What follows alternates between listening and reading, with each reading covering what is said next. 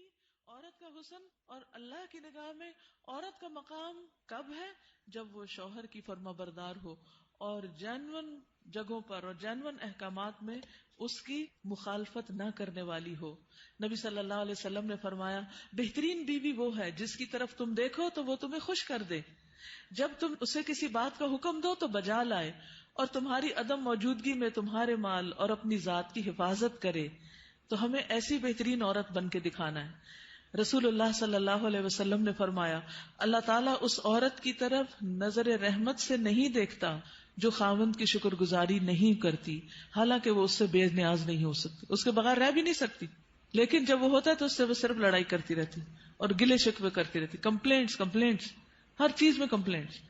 تو شوہر بھی چاہے اس کے پاس کتنی بھی جسمانی طاقت ہے یا مالی طور پر بہت سٹیبل ہے، وہ انسان ہے، وہ ہیومن بینگ ہے، وہ بھولتا بھی ہے، وہ غلطی بھی کرتا ہے. تو ایسی چیزوں کو اگنور کر دینا چاہیے. ہمیشہ گنتی کر کے رکھیں کہ اس کے احسانات کتنے ہیں اور اس کی غلطیاں کتنی ہیں. اگر وہ برابر ہو تو بھی شکر گزار رہیں، اور اگر اس کی نیکیاں یا احسانات زیادہ ہوں اور غلطیاں کم ہوں تو غلطیوں کی بنا پر اس کی ناشکری نہیں کریں. تو آپ نے خصوصاً اپنے ہسبینڈس کو تھینک یو بولنا ہے، لکھ لیجئے، اور جو ابھی نہیں بول سکتے وہ آئندہ زندگی کے لیے لکھ لیں، دلوں میں لکھ لیں کہ شوہر کے شکر گزار رہنا ہے. اور یہ شکر گزاری آپ کے اپنے اندر اور آپ کے گھر میں اور آپ کے تعلقات میں خوشگواری پیدا کر دے گی. آپ دیکھیں گے کہ وہ شاید منتظر ہو اس بات کے کہ کسی وقت آپ خوش ہو جائیں ان سے، کیونکہ آپ دیکھیں وہ آپ کو خوش کرنے کی کوشش میں لگے رہتے ہیں، اور آپ جب خوش نہیں ہوتے تو بےچارے وہ بھی ناخوش ہو جاتے.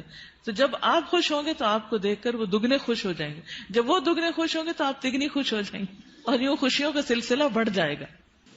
پھر اسی طرح عورت کے اوپر یہ بھی لازم ہے کہ وہ اس طریقے پر رہے کہ شوہر دیکھے تو خوش ہو جائے. یعنی بیوی کا حال حلیہ، اس کا اٹھنا بیٹھنا، بات کرنے کا انداز، معاملہ کرنے کا انداز، یہ شوہر کے لیے ایک اٹریکشن کا باعث ہو. یعنی اگر شوہر کو کسی خاص قسم کا لباس پسند ہے تو ایز لانگ ایز وہ شریعت کی حد کے اندر ہے تو عورت کو وہ پہننا چاہیے. اگر کہیں جانے کی بات ہے یا گھر کو کسی خاص انداز میں رکھنے، یا کوئی شادی شدہ زندگی میں بہت سارے معاملات باہم ایک دوسرے کے ساتھ مل کے کیے جا رہے ہوتے ہیں، تو ایسی تمام چیزوں میں شوہر کے ساتھ تعاون اور اس کی مدد اور اس کو خوش کرنا جو ہے وہ لازم ہے. یعنی اپنی شرم و حیا کی بھی حفاظت کرے، اور گھر اور جو بھی اس کے کسٹڈی میں شوہر کا مال یا راز یا کوئی بھی چیز ہے ان سب کی بھی حفاظت کرنے والی. مال کی، گھر کی حفاظت، پیسے ضائع نہ کرے. یہ نہیں کہ شوہر کے گھر، شوہر کے مال اور شوہر کی تنخواہ اور شوہر کی پراپرٹی میں سے چھپ چھپا کے میکے والوں کو مت بھیجتی رہے. بہت سے فساد اس وجہ سے ہوتے ہیں کہ سسرال کو دینے کے لیے تو نمبر 2 مال ہوتا ہے، اور میکے کو بھجوانے کے لیے پسندیدہ چیز. قدرتی بات ہے کہ انسان کی جو اٹیچمنٹ ہوتی ہے وہ ماں باپ سے بہت زیادہ ہوتی ہے. ایک ایسی خیرخواہی ہوتی ہے جس میں دنیا کی کوئی دوسری چیز شریک ہی نہیں ہو سکتی. ظاہر ہے جنہوں نے جنم دیا، جنہوں نے پالا پوسا، ان کے ساتھ محبت اور خیرخواہی کیسے نہ ہو، وہ تو ہوگی، لیکن اس کی بھی حدود ہیں. وہ حد سے آگے نہیں بڑھنی چاہیے کہ شوہر کما کے لائے اور ہر وقت عورت شکوہ کرے، پورا ہی نہیں پڑتا، ہوتا ہی نہیں، ہے ہی نہیں، یہ بھی نہیں، وہ بھی نہیں، وہ بھی نہیں، اور پیسے بٹورتی چلی جائے اور ادھر سے چھپ چھپا کے دوسری طرف دیتی چلی جائے. نہیں، حتیٰ کہ فی سبیل اللہ بھی اگر عورت کو دینا ہے تو شوہر کی رضامندی ضروری ہے، یعنی شوہر کا مشورہ بھی ہونا چاہیے اس میں. پھر اسی طرح یہ ہے کہ بولنے میں اچھی ہو. رسول اللہ صلی اللہ علیہ وسلم نے فرمایا کنواری عورتوں سے نکاح کرو کہ وہ شیریں گفتار ہوتی، یعنی کہ ان کے بولنے میں مٹھاس ہوتی اور تھوڑی چیز پر جلد خوش ہو جاتی، یعنی شکر گزار ہوتی، کیونکہ زیادہ دنیا نہیں دیکھی ہوتی اور مطالبے بھی کم ہوتے. اس لیے خصوصی طور پر بیوی کی حیثیت سے جو خوبی بیان کی گئی وہ یہ کہ شوہر کے ساتھ بات کرنے میں بھی اچھی ہو اور بہت زیادہ مطالبے کرنے والی نہ، اور نہ ہی اپنے شوہر کی اجازت کے بغیر کسی مرد کو گھر میں آنے کی اجازت دے، کیونکہ اس سے بھی شکوک و شبہات پیدا ہوتے ہیں. پھر اسی طرح شوہر کے مال میں سے اس کی مرضی کے بغیر تحفہ یا صدقہ نہ کرے، کیونکہ کمانے والا مرد ہے یا تو عورت کا اپنا ذاتی مال، یعنی اگر پیرنٹ سے ملا ہے یا انہیرٹ کیا ہے یا وہ خود کماتی ہے تو اس میں تو اپنی مرضی سے جو بھی وہ کرنا چاہے. لیکن اگر شوہر کی طرف سے کچھ ملا ہوا ہے تو اس میں اس سے مشورہ کرنا اور اس کی اجازت لینا ضروری ہے، کیونکہ اصل مالک بہرحال شوہر ہے.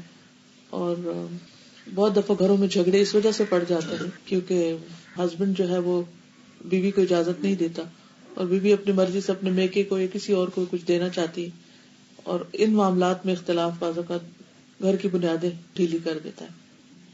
عورت کے اوپر یہ بھی ذمہ داری عائد ہوتی ہے کہ وہ اپنے شوہر کی اطاعت کے ساتھ ساتھ اس کی خدمت بھی کرے.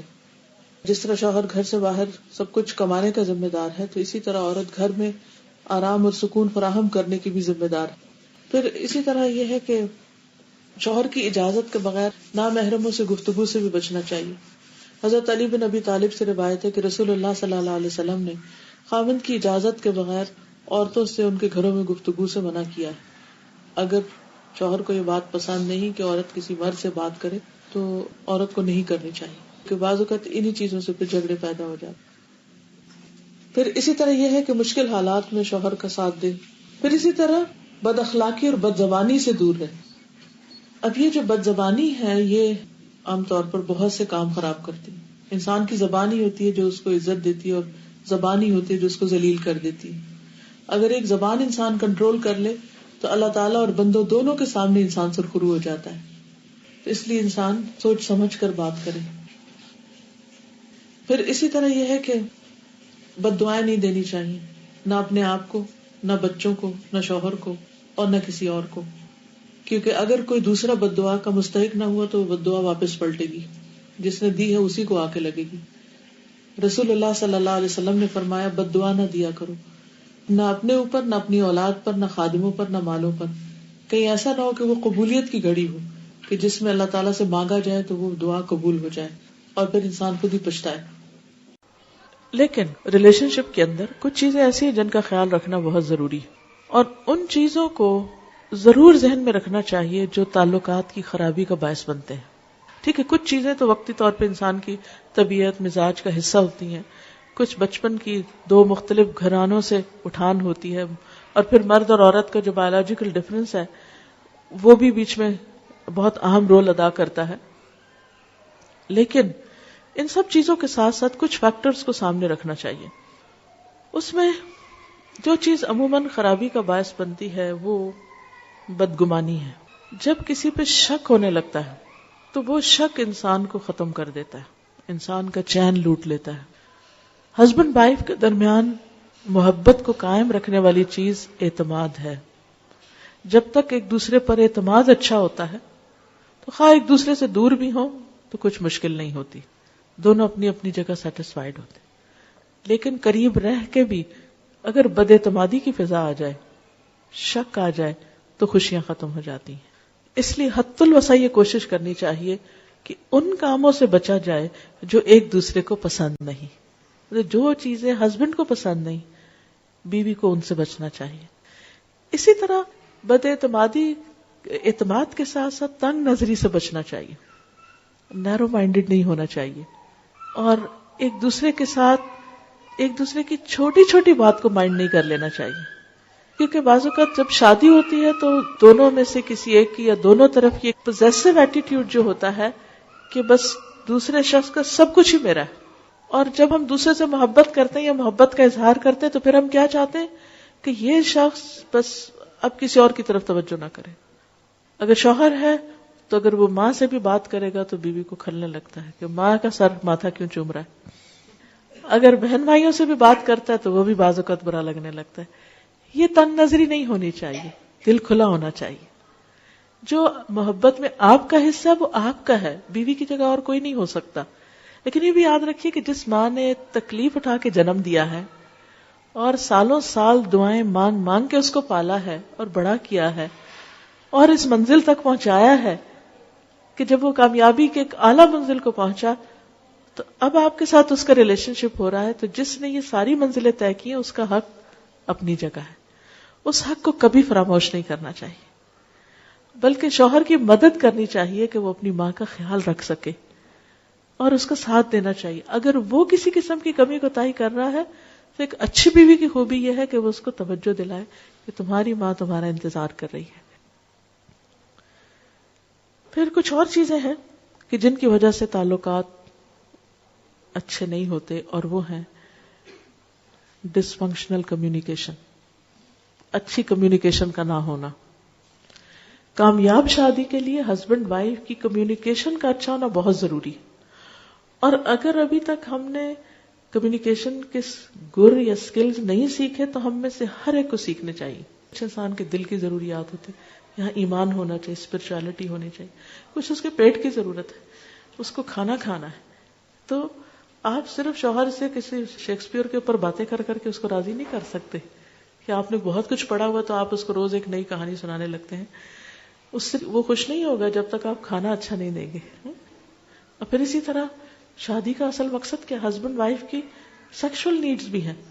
اب اگر آپ کھانا بھی اچھا پکا رہے ہیں اور آپ باتیں بھی بہت اچھے کر رہے ہیں اور بڑے اسپرچل بھی ہیں، بڑا ایمان ہے آپ کے اندر، لیکن ہسبینڈ اگر آپ کو بلاتا ہے تو آپ موڈ آف کر لیتے ہیں اور اس کی ضرورت پوری نہیں کرتے، یا اس کے ساتھ محبت سے پیش نہیں آتے، یا اپنی محبت شو نہیں کرتے، تو بھی غلط بات ہے، ریلیجسلی بھی غلط بات ہے. تو یہ چیز بھی بعض اوقات جھگڑوں اور فساد کا باعث بنتی. ٹھیک ہے، انسان کے موڈ اپ اینڈ ڈاؤن ہوتا ہے، کبھی دل نہیں بھی چاہتا، لیکن اس وقت انسان یہی سوچے کہ اگر میرے اندر کسی چیز کی طلب ہو اور کوئی اور مجھے پریونٹ کر دے اس سے، تو پھر میرا کیا ہوگا؟ تو اس وقت مجھے اگر نہیں بھی ضرورت اور ہسبینڈ کی ایک ضرورت ہے تو دونوں کے درمیان جب ہی نبھے گی نا جب ایک دوسرے کی ضروریات کا خیال رکھیں گے. تو جب انسان کبھی اپنے من کو مار کے دوسرے کو خوش کر دیتا تو اللہ تعالیٰ اس کے عوض اس کو اس سے بڑی خوشی عطا کرتا ہے. ان چیزوں کا خیال رکھنا ضروری ہے. پھر اسی طرح یہ ہے کہ بے تکلف ہوں لیکن شاؤٹ نہیں کریں ایک دوسرے پر. احترام اپنی جگہ قائم رہے، کیونکہ چیخ چلا کے بات کرنا، دور سے شاؤٹ کرنا، اس سے بھی ایک دوسرے کے لیے بعض اوقات دل جو ہے وہ ایک دوسرے سے تنگ ہونے لگتے ہیں. پھر ایکیوزنگ بیہیویئر نہ ہو کہ ہر چیز میں آپ تو ہم کو ٹائم ہی نہیں دیتے اور آپ تو بہت ہی مصروف رہتے ہیں اور آپ تو ایسا ہے اور ویسا ہے. جب آپ ایکیوزنگ ٹون میں ہر وقت بات کرتے ہیں تو دوسرا بیزار ہونے لگتا ہے. اچھا میں نے اتنی دفعہ فون کیا آپ نے اٹھایا ہی نہیں، اور میں نے یہ چیز لانے کو کہی اور آپ لائے نہیں، اور آپ کو تو کبھی یاد ہی نہیں رہتا، اور آپ کے لیے تو بچے کوئی اہمیت ہی نہیں رکھتے، اور آپ کے لیے تو گھر کچھ ہے ہی نہیں، وغیرہ وغیرہ. اس طرح کی جو ایکیوز کرنے والی باتیں ہیں، اعتراض کی اور ہر وقت کمپلینٹس، ٹھیک ہے ان کا بھی زندگی میں ایک پارٹ ہوتا ہے، ہونی چاہیے کبھی، میں نہیں کہتی کہ وہ نہیں ہونی چاہیے، لیکن بس تھوڑا حصہ. اگر آپ ایک گراف بنائیں نا تو اس میں اس کا ایک چھوٹا حصہ ہونا چاہیے اور دوسرے کو انڈرسٹینڈ کرنے کا ایک بڑا حصہ ہونا چاہیے. کیونکہ اس سے جب صرف ایک دوسرے کو بلیم کرنے والا ایٹیٹیوڈ ہوتا ہے تو ایک دوسرے سے بیزاری پیدا ہو جاتی ہے. پھر اسی طرح یہ ہے کہ زبان درازی، گالی گلوچ، بدتمیزی، بد اخلاقی، یہ دلوں کو اس طرح پھاڑ دیتے ہیں کہ پھر جوڑنے مشکل ہو جاتے ہیں. اور پھر انسان ایک دفعہ یہ کر لیتا ہے لیکن اس کے بعد اتنا اس کا جیسے ہڈی ایک ٹوٹ جاتی ہے نا تو پھر اس کے درست ہونے میں بڑا ٹائم لگتا ہے. ایسے جب دلوں کو توڑ دیتے ہیں نا ہم تھوڑا سا غصہ ظاہر کر کے تو پھر ان کو درست ہونے میں ایک ٹائم لگتا ہے. اور پھر ہم بعض اوقات 1 منٹ میں توڑتے ہیں، اگلے منٹ میں کہتے ہیں سوری، اور اگلے منٹ میں چاہتے ہیں اب دوسرا شخص بالکل ٹھیک ہو جائے. نہیں، اس کو ٹائم دیں اب حتیٰ کہ وہ اس کی مرہم پٹی ہو چکی. پھر اسی طرح یہ ہے کہ باہر سے اکسانے والے بھی بعض اوقات تعلقات کو خراب کر دیتے ہیں. ہسبینڈ وائف کے درمیان اچھے بھلے تعلقات ہوتے ہیں لیکن کوئی رشتہ دار، کوئی دوست، کوئی ادھر ادھر کے لوگ وہ آ کے ایسی باتیں کرتے ہیں کہ جس کی وجہ سے ایک محبت بھرا رشتہ جو ہے اس کے اندر رکھنے پڑنے لگتے ہیں.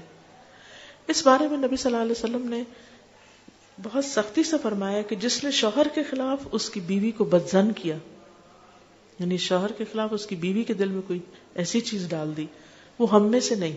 پھر بات یہ ہو رہی تھی کہ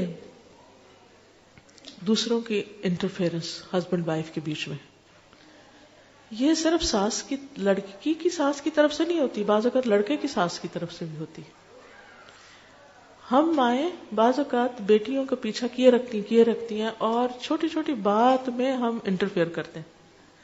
اچھا کیا کھایا تھا، کیا بنایا تھا، کہاں گئے تھے، یہ ملا کہ نہیں ملا، ایسا ہو گیا یا نہیں ہوا. ان باتوں کی وجہ سے بعض اوقات بہت گڑبڑ ہو جاتی ہے. بچوں کو ایک فریڈم دینی چاہیے کہ آپس میں ایک دوسرے کے ساتھ انڈرسٹینڈنگ کریں، کیونکہ کر ہم محبت کر رہے ہوتے ہیں لیکن الٹا دشمنی کر رہے ہوتے ہیں. ایک اور حدیث میں آتا ہے عورت شوہر کے معاملے میں کسی دوسرے کی بات نہ مانے، کسی دوسرے کی، حتیٰ کہ پیرنٹس کی بھی. آپ کو پتا ہے کہ والدین کی اطاعت فرض ہے. اللہ تعالیٰ نے قرآن پاک میں کیا کہا؟ اللہ کی عبادت کرو اور ماں باپ کی بات مانو. لیکن جب ایک عورت کی شادی ہو جاتی ہے تو اب اس کے لیے اس کا اصل گھر کون سا ہے؟ شوہر کا گھر ہے. اور اب اس کے لیے والدین کی اطاعت سیکنڈری ہے، شوہر کی اطاعت نمبر 1 ہو گئی ہے. پہلے والدین اس کی کفالت کر رہے تھے، اب شوہر اس کی کفالت کر رہا ہے. اب ایک نیا گھر بن رہا ہے. اس کے ڈسپلن میں کیا ہے کہ بیوی شوہر کی بات مانے، نہ کہ میکے کی ڈکٹیشن لیتی رہے روز ٹیلی فون پر. ایک دفعہ عورت ہو کے آتی ہے میکے سے تو موڈ بدلا ہوا ہوتا ہے. تو ایسی صورت میں اصل حکم کیا ہے کہ شوہر زیادہ اہم ہے. اب اس کی بات مانی. اور یہ کیوں اتنا سخت ڈسپلن رکھا گیا؟ کیونکہ جب تک ایک عورت کی وفاداری اس کے اپنے گھر سے نہیں ہوگی، گھر نہیں بنے گا. وہ بات میں ادھر بھاگی جا رہی ہے، یہ گھر خراب ہو رہا ہے. اب اس کی اہمیت، اس کی زیادہ اہم ڈیوٹی کیا ہے کہ اب وہ نئے گھر کی تعمیر کرے. اس لیے کہ شوہر نے مہر بھی دیا ہے، گھر دیا ہے، سب ضروریات پوری کر رہا ہے. اب آئندہ اللہ تعالیٰ نے ایک نئی نسل لانی ہے، ان کی تربیت ہے، ان کا کام ہے، اتنی ذمہ داریاں آنے والی ہیں. اب چھوڑو دھیان پیچھے کا، اب آگے کا سوچو.